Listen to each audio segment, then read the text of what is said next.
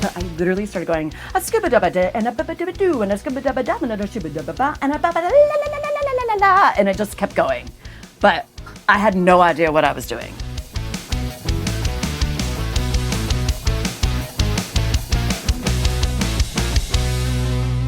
What is the first thing you should do as an understudy learning a track? Learning the lines, like learning the material, especially the music. I don't like to learn the lines too early on because, especially in shows like this, they were changing it. Every day we would come in and there would be a stack like this big. You'd come in and you're like, please hope there's no mail in our mailbox. And then you'd be like, shit. Both, I know you would do the same. I would spend every lunch break or dinner break memorizing all the new lines that we would have received that day so that I could be ready to go on if needed in a moment's notice. And sometimes I would even think, okay, maybe this is kind of overkill. You know, I'm spending every waking moment reviewing lines and practicing blocking, but then it comes time to do it and you get tossed on and you just have to know what you're doing. And so, yeah, I can't emphasize that more. You need to be overly prepared, and then when you think you're done preparing, prepare some more. Also, the flip side of that is being comfortable with then letting that pressure go, like trusting that you have then done the work so that when you get up there and have to perform, you just are doing your job and you get to enjoy it and you get to connect with your scene partner and not be panicked about what line comes next. So yeah, and giving yourself grace. Like sometimes things don't go as planned. You got to just roll with it. Being flexible, just go with the flow. I think that's like a huge thing.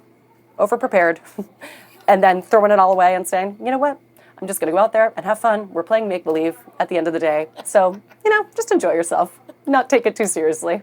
What do rehearsals look like as an understudy? Well, you don't get them for a while. So rehearsal is a lot of, like in Chicago especially, I was doing the full show with full blocking in my hotel room every day. So I would have the line learner, and then I had recorded the show, and so I did each track. So I would do the lines, and then I would switch to the other app, and then I would play the music, and I would sing it, and then I would go back and forth. I did the full show, full out, my poor neighbors, oh my God, every neighbors. day. I know. They love us. I know. Oops. Whatever. Gotta do it. But because I had done that, and I was thrown on in Chicago, I had the stability, like I had the stamina to be able to do it because I had done it.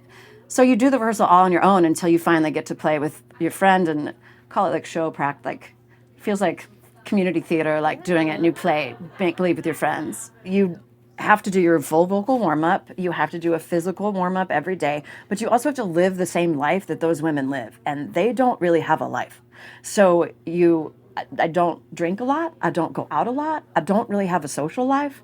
I have to take care of myself and sleep and hydrate and warm up every day. I have a voice lesson once a month.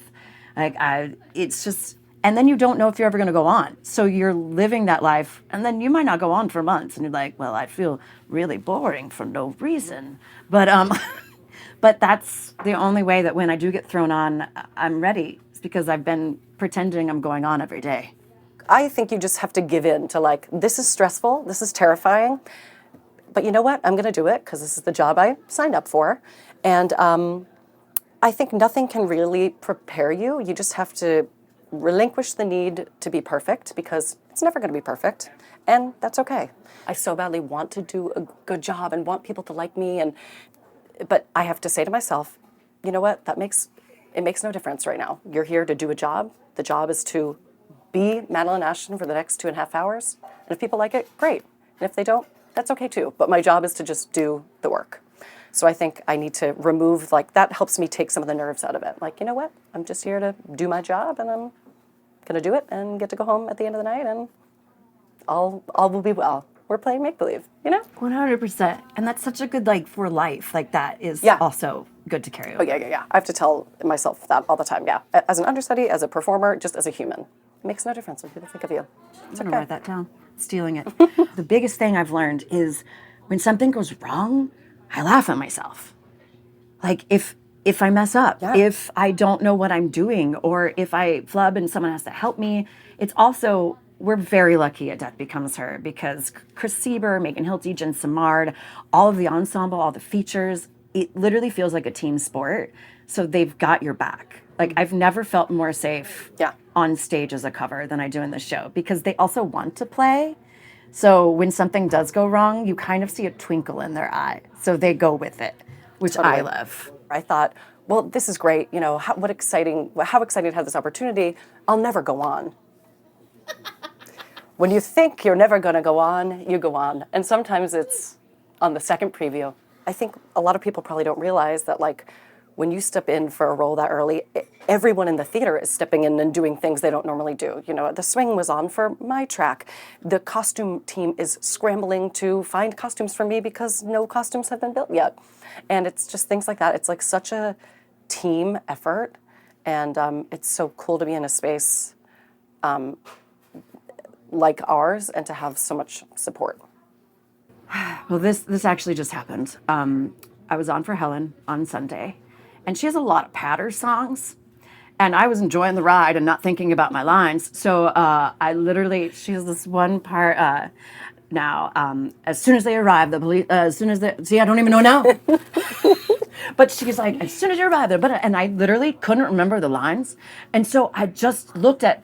Another understudy was on. Bud Weber was on for Ernest too, which was even better because he like wanted to help, but because we want to help, especially as understudies, like, yeah, I know how this feels, and this feels awful, and I'm just gonna look at you with love, but I literally started going a scuba dubba da and a bubba dubba doo and a scuba dubba dub and a scuba dubba ba and a bubba la la la la la la la, and it just kept going, but I had no idea what I was doing. I had no idea what was happening. And Michelle Williams from Destiny's Child comes down after, like, she's on the stairs during this part, and she comes down and she goes, well, we have ourselves an Ella Fitzgerald in our company. No. And I was like, oh my God.